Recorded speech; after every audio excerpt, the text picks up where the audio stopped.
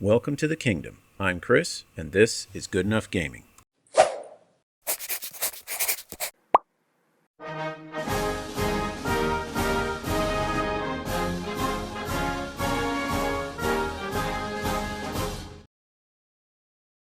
Howdy folks, and welcome to this unscripted video where we are going to take a look of the results of the survey that was published just a month ago in December. And I figure because I, mea culpa, neglected to talk about this sooner, as you can see by the date, it's been out for well over a week, almost 2 weeks now, we'll just make it unscripted.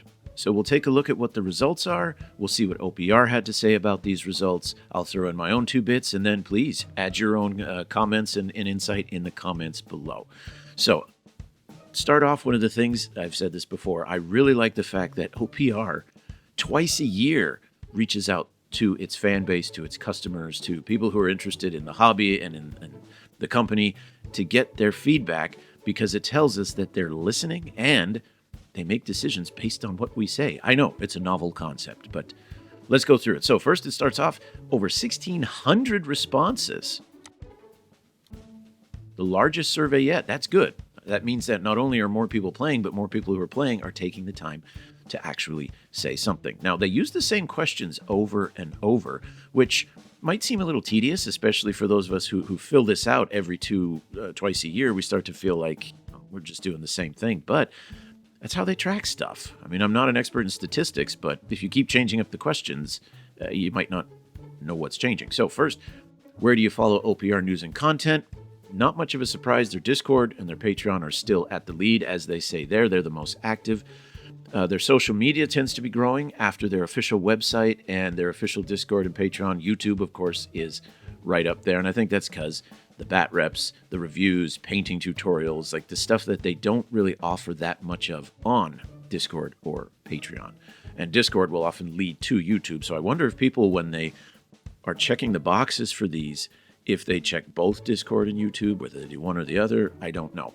I did think it was kind of funny they brought up here that 10 people report they don't follow OPR news and content at all, which makes them wonder, how did you find the survey to begin with? Fair question. And then the other question is, why would you bother to fill out a survey on something you don't participate in at all? Again, fair question. The popular answer nowadays is to blame Russian bots, so we'll go with that. Scooching on down, which OPR games do you play? Grimdark Future continues to dominate, and not just in the full-size game, but you look on the left side there. It's almost at the top for most things. We got Future beats out Fantasy, Firefight beats out Skirmish. You even have, as they pointed out, StarQuest is just barely behind Age of Fantasy Quest, and that could just be amount of time. So they mentioned they thought that was a bit of a surprise. They said here, the big surprise with this question is that Grimdark Future StarQuest is almost as popular as Age of Fantasy. I don't think that's surprising. I mean, if Grimdark Future is more popular than Age of Fantasy, Firefight's more popular than Skirmish, it makes sense that Quest is going to be, or StarQuest is going to be more popular than Quest. Other things of note here, Regiments is neck and neck with Warfleets, which that one I do find a little bit surprising, because Warfleets is an entirely different kind of game than Regiments. They do have some similar mechanics in the idea of movement and positioning and things like that, but I don't see them being all that different. I have seen some comments on some of my Regiments videos that people say they feel like Regiments needs work. It hasn't been fleshed out properly yet, and that's why they don't play it as much. All right, moving down, how often do you play? And they say our answer continues to be a lot. Well, yes. I mean, you have these lucky folks here 3+ times a week. I don't know how you guys manage that. I mean, kudos to you. If we look at this half here, so about half of all people who completed this survey get to play once a month, a couple times every couple months. Basically, the fairly casual schedule to it. Now, I'm hoping that the Ranger program might change that. Maybe part of the reason people aren't playing as often as maybe they would like is they don't have people to play against, they don't have a dedicated space to play, they don't have dedicated time to play. So hopefully, as more people sign up for the Ranger program, as there's more demo games, introductory games, established communities, we might see these numbers shift a little bit. And if we scroll on down here, where do you play? Again, overwhelming a friend's home. Their house, or they go to someone else's house, and then second place by a country mile is in a game store. I think we'll see that shift with the advent of the Ranger program, because I don't know too many people that, as friendly as they are and are willing to become Rangers, they don't want to start inviting the whole world into their house. So a local game store is the nice neutral territory where Rangers can hold those games and introductory activities and stuff like that. Games Club, I think a lot of that is just restricted by geography. There aren't many game clubs, at least not that I've seen, in the United States or in Canada. That seems to be more of a European thing. In a community space, it's pretty small. Next biggest, online. Now that one's interesting. I've seen Tabletop Simulator. I've seen games played on it. I haven't really jumped into that myself. There's just, I don't know, maybe it's my OCD or something. I really like to be able to see the physical models, move them, roll the actual dice. If I'm going to play a war game on a computer, personally, I'd rather just play a real-time strategy. Now, obviously, for some folks, this absolutely works. It bridges distance. You and a friend can play on other ends of the country, not have to worry about having painted models or anything like that. So there's definitely a space for online. So I'm very curious to see if that will increase. Okay, moving on. What OPR community events would you be interested in attending? Again, clear leader there in local casual game events. So that's what the Ranger program, I think, primarily is set to address. Now, the many Ranger programs, I imagine they'll add tournaments, but tournaments, to me, it seems like the tournaments come after there's an established casual scene, right? If no one is playing in your neighborhood, you don't schedule a tournament. Once you start getting a dedicated group, or rather a frequent community, then you can start saying, hey, who would be interested in a tournament? And that might pull more people to it. But after that, we have local hobby painting events, which I see that as, again, part of the casual gaming events taking place at a gaming store. After that, conventions, which I think is a good thing. It means OPR is starting to get more of a public presence. So far, this game has been shared and the community has been grown by word of mouth. You introducing it to someone that, expresses dissatisfaction or looking for a new game or something like that. But now that OPR's at Adepticon and they were at Spiel and they're at, other major conventions, you can't help but people notice that. So I think that's really good. Convention hobby painting events is the next big one. Local tournaments, which again seems to maybe tie in a bit with the convention. But if you have a local tournament, pretty soon you'll start seeing big ones at the convention. So nothing super surprising. What do they say about it here? They continue to see a preference for casual game events over competitive choices, growing over the same answer from last survey. Competitive events do still have a strong showing with 37%. And we are also seeing some growth in attendance of convention events, Adepticon in particular having been an explosion of OPR events on the schedule. Well, yeah, Adepticon is one of the biggest conventions, at least in North America. So, yeah, you show up there, you can't help it but spread your name. So that's really, really good. We'll be going to other conventions this year. I don't know if that's going to include the Richmond Open, but I'll be there to help try and make sure One Page Rules has a presence there. Okay, let's get to some of what I think are the interesting questions because of some of the announcements that have been coming out here. What minis do you use? Look at that. Number one is OPR miniatures, the official minis, self-printed. I think, if I'm not mistaken, that has taken over. It used to be Warhammer minis. So let's see what they said. There are two interesting takeaways when it comes to the minis you choose to play with. One is that more of you are 3D printing your minis, both from us and other companies, moving slightly away from the traditional physical minis. And the other is that together, the total official OPR physical minis have risen quite a bit, with the new Etsy store nearly as popular as Only Games when it was the only option. So I'm not sure why Etsy is suddenly doing better than Only Games. Maybe it's price, maybe it's shipping, customer service, ease of use. I'm not sure about that. But I do find this very interesting that you look at the top answer and people are printing their own stuff and they're printing the official OPR 3D minis. Then after that, people are using Warhammer miniatures, which isn't surprising because a lot of the people that play OPR, they started in Warhammer. They get tired of something in Warhammer, and then they cross the line and come on over here. And then third is other 3D printed, not other purchased. That looks like number 4. So the categories that you would expect everyone to get their minis from, that's not surprising. They print the official, they use their old Warhammer stuff, or they use other minis from other games. So that all makes sense, but the most popular one is printing the official minis, which I think is good because as you see bat reps, and of course I'm totally guilty for this, as you see bat reps showing the official OPR minis, people get a chance to see what they look like painted on the table, and then that makes them want to buy them too. So I am hoping with the new announcement of that GameFound campaign where OPR is going to start selling official plastic minis, I'm hoping to start collecting and fielding official one-page rules armies in my games. Of course, I'm still going to use my 40K stuff and my Sigmar stuff and all that because I got a lot. But if we're going to do OPR games, I should start showing some OPR stuff. It just seems like it makes sense. Okay. So I wonder, actually zoom back up here, I wonder how that's going to change. This category you see here, OPR 3D miniatures bought. Now, unfortunately, this is crossed out here. My guess is one is going to be bought from them versus bought from third party. I'm not entirely sure because I can't see the full question. And since we're unscripted here, I'm not going to go look it up.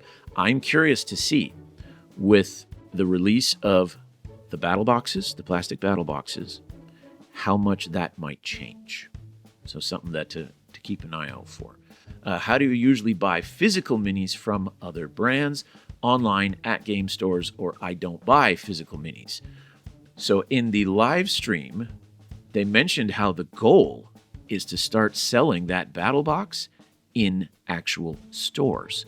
So online, of course, I mean, it's online. You can get anything from anywhere. I just purchased some minis from somewhere over in Europe, and I didn't think anything of it. They had good models. I was willing to pay the price. They're going to ship it over. That's fantastic.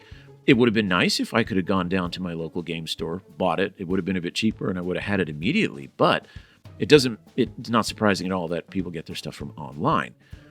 At game stores, also, if you don't get it from online, other than buying them third party, going to like a mini swap or mini market that some local gaming stores have, that would probably be the only option that's not up here. The I don't buy physical miniatures is interesting because I think that lines up with their data that most people tend to print their own minis. So if you print your own, you don't need to buy them. So there they point out here there was virtually no change. When buying physical minis as opposed to 3D printed ones, there's a slight preference to buy them online, but both online and game store purchases are popular options. And I would be curious to dive in a little deeper to the online versus the at game stores. Is it because your game store doesn't have what you want? I mean, even my local game store, it has tons of stuff, but it can't afford to carry everything. It's not a big enough store to have that kind of, I don't know what the business phrase is, overhead, or is that for people? But they can't stock one of everything of every game. So they put on the shelves what people most frequently buy. So it makes sense that online's more. But I personally would always prefer to buy from a game store. One, you help a local business. And two, you have it in hand. You don't have to wait a few days, or in the case of shipping overseas, you don't have to wait a couple weeks to get the thing you want. And then you don't have to worry about currency conversion and extra shipping for charging for shipping long distances. Now, this one was interesting here. Are you interested in buying physical minis? The overwhelmingly popular answer, most used, is no, not at all.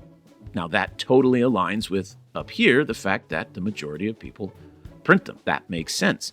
But given that they just announced that battle box, means that this here is not a Kickstarter, but it's still crowdsourcing. So this 12% means that was enough for OPR to start doing it. So let's see, they mention it down here in the description. So since people buy their minis from many different places, you all suggested we make this question allow multiple answers. And so we did. Yeah, you didn't have to just pick one. And that greatly changed some of the response. While over half of you aren't interested in physical minis, of those that are, the responses nearly all the other options doubled. A little proofreading error there. So for those interested in physical minis, we're seeing that many of you would like to buy them from an online store or at your local game store. We've made a lot of effort to get our minis to everyone who wants them, opening up our new official Etsy store, so online purchase, and we recently announced Broken Truth, which is going to be on GameFound. So that takes care of here, not Kickstarter, but GameFound. Etsy, that's on there. Only Games, this I think will rapidly decrease. And then this one, from an online store other, or from a physical game store. While I just said I would prefer the game store because it's right there, I don't have a problem with buying stuff online. I imagine most folks would be willing to wait a couple days to get exactly what they want at either a decent price or something that they couldn't get locally. But I do find it very interesting. Half of people just aren't interested in buying minis, but that means the other half are. And so that's why they're starting to do these Broken Truth. Now, what I'm curious is once they start releasing Broken Truth, if it does well enough, will there be other battle boxes? Will there be other starter boxes? Will some of these folks in the bottom line here who say, no, I'm not interested, will they maybe buy some of them? Or are they just going to stick with, no, I'm going to 3D print everything? Will they maybe buy some and then 3D print the supplements? Who knows? But it was interesting that once they gave people a chance to answer more than one, the results came in a whole lot different. So I know I'm interested in buying pre-printed stuff or pre-made stuff. 3D printing, it turns out it's not my cup of tea, as much as I wish it was. All right, what kinds of physical minis would you be interested in buying? So we have pre-assembled, miniatures on sprue, and again, I'm not interested. Now, oddly enough here, the I'm not interested is 41%, and then back up here, no, I'm not interested was 55%, so I'm not quite sure why that number didn't translate over. But what's curious is here they mention minis on a sprue are more popular by a substantial amount than pre-assembled, yet the Broken Truth box set is going to be pre-assembled single piece. I imagine part of that is cost. It costs a lot more to design a model than break it down into assembled pieces and print sprues than it is to do what they're doing and what Mini Wargame's doing with Ravaged Star and what Mantic did with Halo, where all the pieces are just pre-done. Even on a base, you just pull it out, put it on the table, and you're ready to play. So as for what kind of minis you would prefer, there's still a preference for model kit style. Both options are coming closer together, and yet they're not doing sprues. So if some of you know a little more about cost and business functions and how much more difficult is it to do sprue production versus solid and all that good stuff, I'd be curious if you'd put it down in the comments below, because here you have a case where the clear winner is not the route they're taking. So I find that interesting. Okay, now we're getting to faction popularity. So which Grimdark Future armies do you play? Let's see if we can get everything in here.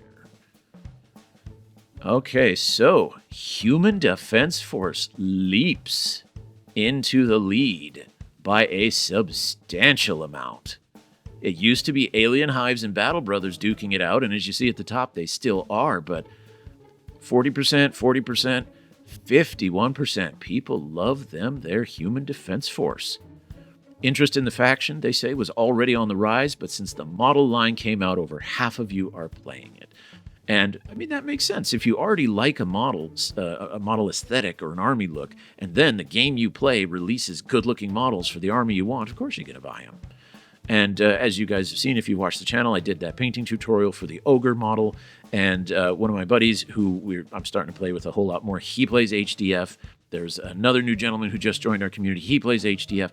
So, yeah, it's not totally surprising, but it is interesting that you don't see the other armies that had STL releases jumping to that degree. I mean, people apparently love them, their tanks and their infantry.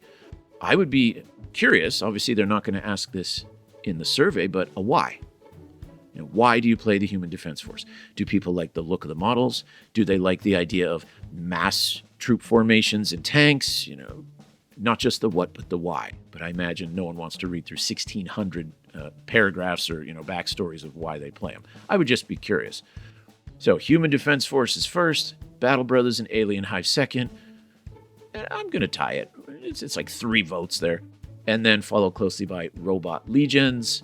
Then we'll say, 4th place sharing, we have Blessed Sisters, Prime Brothers, Eternal Dynasty, Dow Union. Least popular, Infected Colonies, Rebel Guerrillas, and Elven Jesters. And notice those are the armies that are also very small and very niche from the Warhammer universe. So when we talk about people coming over to OPR from Warhammer, I think that contributes to part of it. Maybe folks just don't feel like the Imperial Guard in 40K really feel like the Guard anymore, and so they can come over to OPR and they can play HDF. Who knows?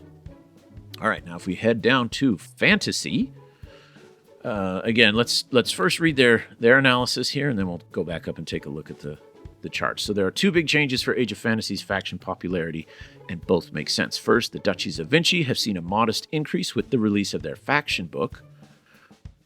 But the biggest jump has to be the Wood Elves. They've more than doubled since our last survey and the release of the model range. Overall, compared to Grimdark Future, Age of Fantasy factions are more evenly represented, with no single faction approaching 50% popularity. Obviously, you release new files, people are going to be excited to play that army. The faction book, I don't know if that necessarily is... I mean, it might drive some. I saw it as people who already played Duchies of Vinci or who are just really dedicated on the lore and world building of OPR are going to buy the faction book.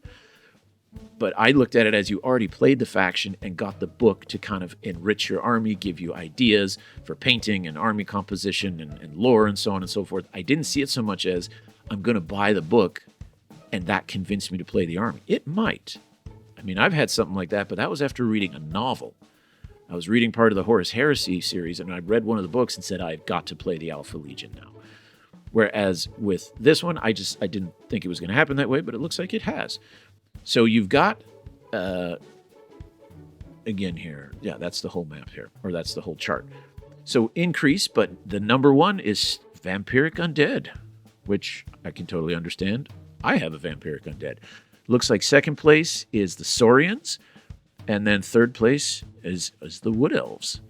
What do we have for least played? You've got the Guilds of the Nexus.